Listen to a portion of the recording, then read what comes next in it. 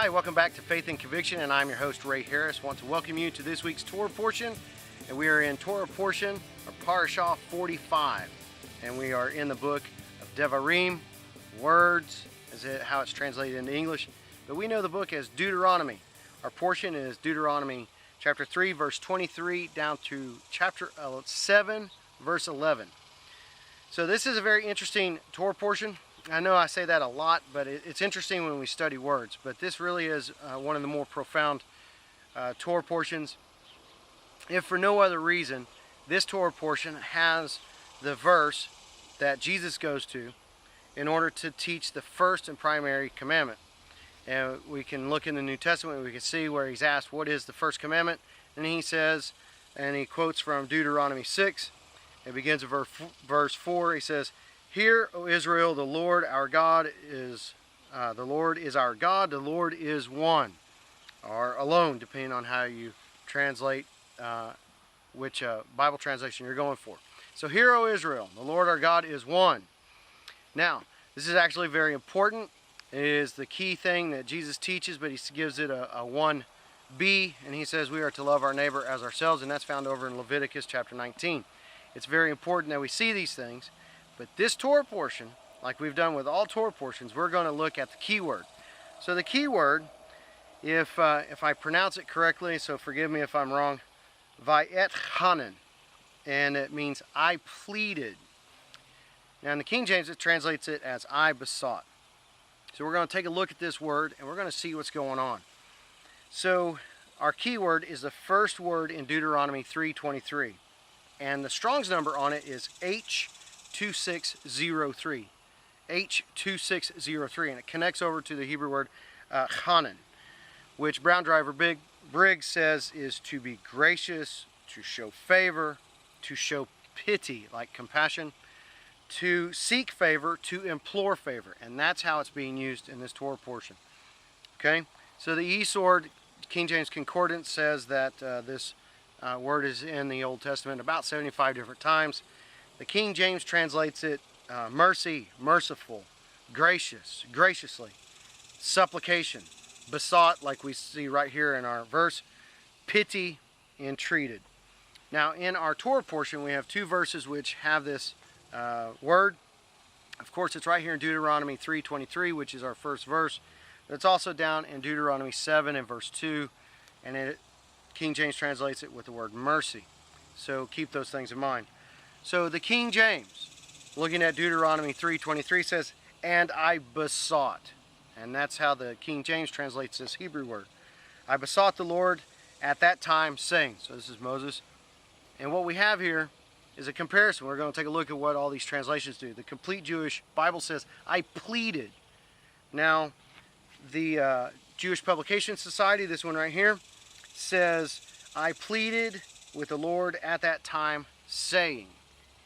Now, you also know, by this time we're doing all of our work. We take the Hebrew and we look at the Greek Old Testament to see how it translated the Hebrew. Then we see if we can find that Greek word in the New Testament. And then we go over to the English. So let's take a look at the Greek Old Testament.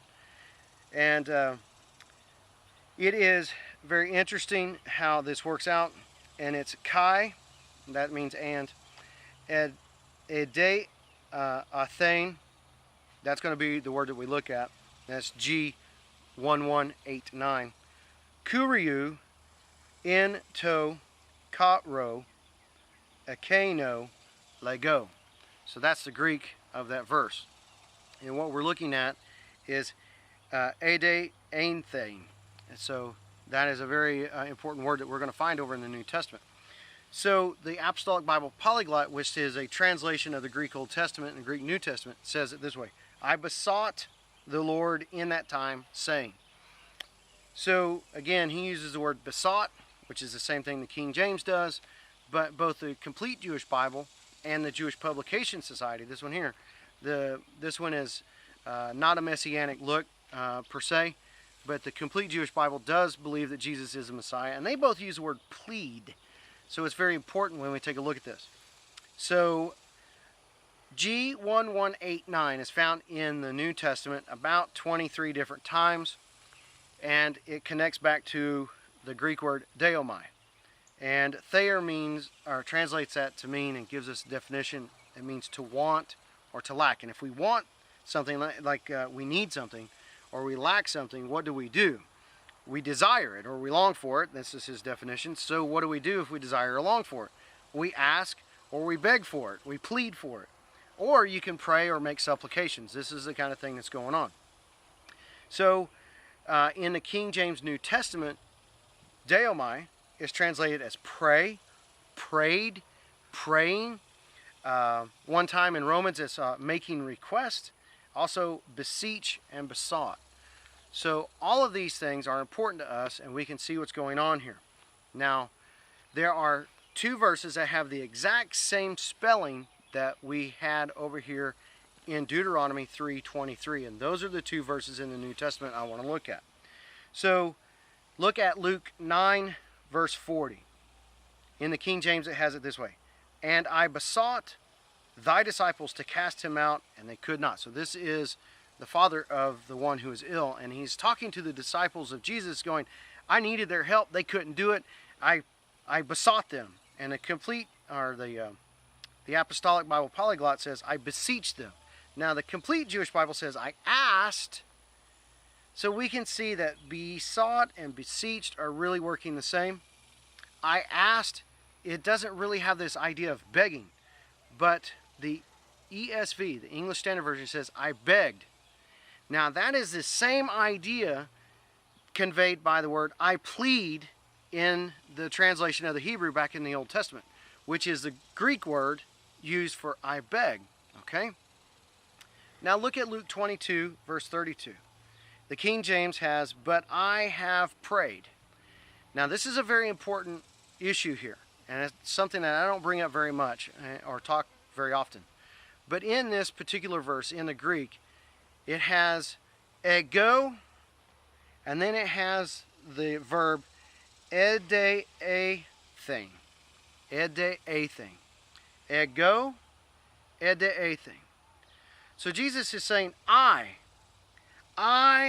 beseeched. He's looking back onto himself. He's using it kind of as an intensifier here, saying that he has done something specifically on behalf of Peter.